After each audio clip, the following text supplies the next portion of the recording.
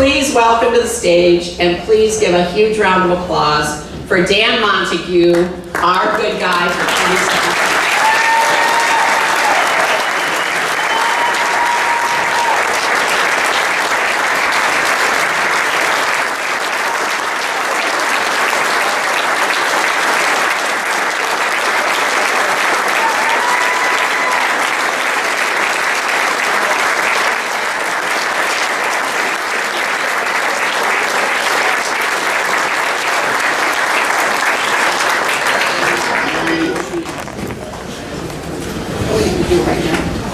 No, he's going to speak.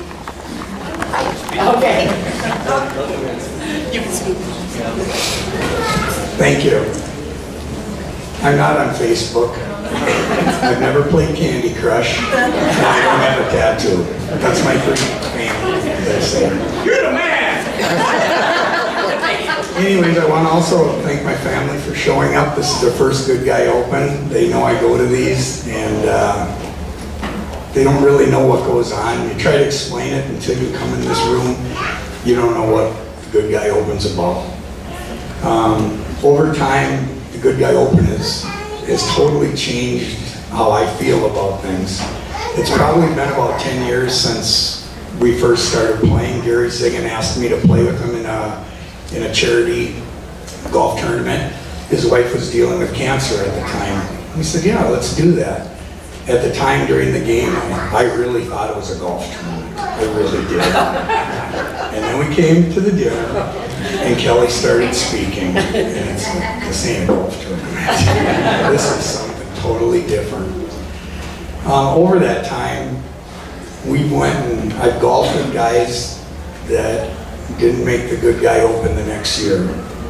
I've golfed with guys that weren't supposed to make the Good Guy Open the next year, and they were there to golf again. So there's been a lot of different emotions that have gone on. Today, in fact, I think we had 3 different pictures of our friends at the tee boxes. So there's just a lot of things that always, you come back in this room and it's different. Like they said, about 6 years ago, I was diagnosed with cancer. It went really well. And I remember golfing that year, and it really was something. It meant something different that day. And then probably about 3 weeks ago, I got something in the mail from the Good Guy Open. I opened it up and I'm thinking, did Gary Ziggin not pay our bill? I don't understand what's going on here. And I started reading it, and I'm like, no way, a nomination? What? No, I didn't get the Good Guy Open. And honestly, I had some tears coming down my face that day. And I was planning on going to eat Chinese. For some reason, I got the mail. I ate Chinese that day with my sunglasses on. It was just, I thought of all the letters that were written and read over the time. And it's like, there's no way I'm one of those guys. So for you guys to think that, it's really, really nice to me. I mean, I can't tell you enough. Yeah, and the happiness was incredible. That was, I gotta tell you, it was short-lived though. About a week after that letter came, a couple weeks ago, my kids got a hold of me and told me there had been a family emergency and their mom had been taken to the hospital. The day goes by and they called to tell me the diagnosis with their mom is that she has lung cancer and brain cancer. And I really had a hard time thinking about that I was going to come up and get some kind of an award or honored when a family member is having a fight on. So I was thinking about calling Kelly, I never did. And last week, I'm at Menards and I turn the corner and here's Kelly, we bump into each other. And I said, "Hey Kelly, by the way, thank you so much for the award." He's one of mine. Security.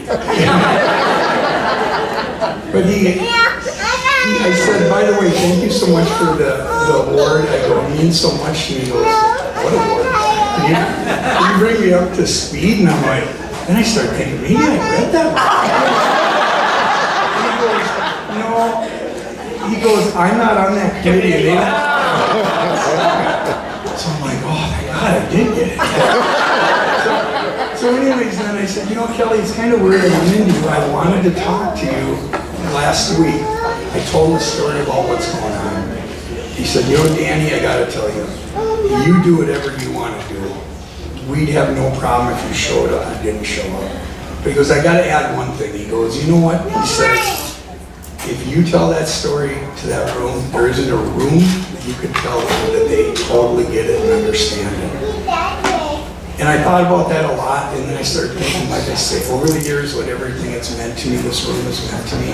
And as Kelly says, it's not about the tournament or anything, it's totally about this room and everybody that's out here. There's been times when we've all went, and some of us have been supporters some years, and sometimes we're the ones that need that support. And that's why we're all here. And I just want to thank everybody, and it's quite an honor for what's been given to me. Thank you.